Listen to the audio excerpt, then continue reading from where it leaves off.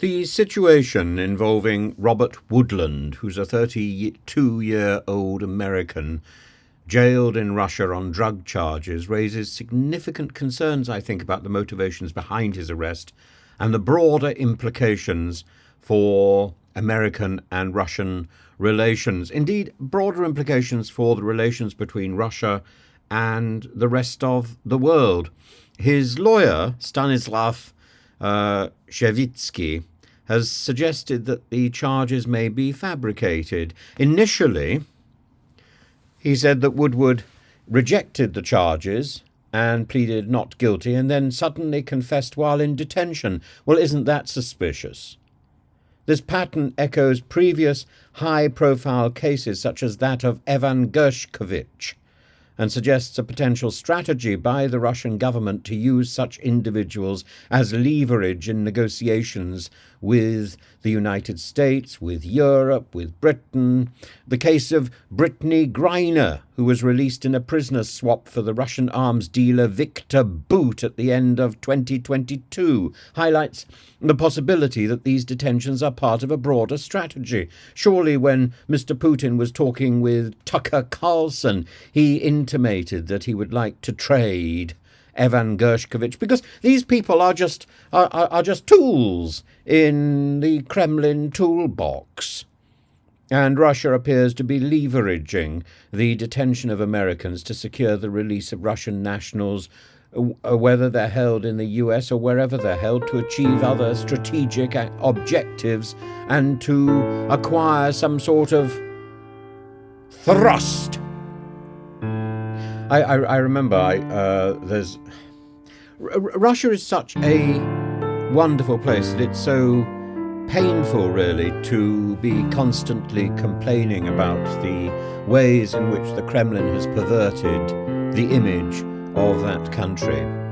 Paul Whelan, a former Marine, detained since 2018 on espionage charges which he and the US government deny. Mark Fogel, an American teacher sentenced to 14 years in prison for allegedly smuggling marijuana into Russia, a charge that also raises questions about its validity.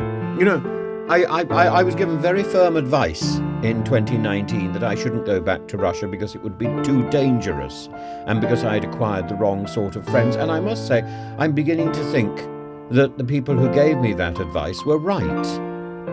The increasing number of foreigners detained in Russia and the circumstances surrounding their arrest suggest a pattern that aligns with the country's strategy of using foreign detainees as bargaining chips, as tools, and this tactic could indeed indicate more potential prisoner swaps or other diplomatic maneuvers in the future. It not only tells us how duplicitous is Russia, but how inadequate, how useless, how pathetic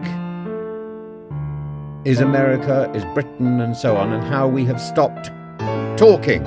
So instead of using language, we're using people to communicate. That's wrong.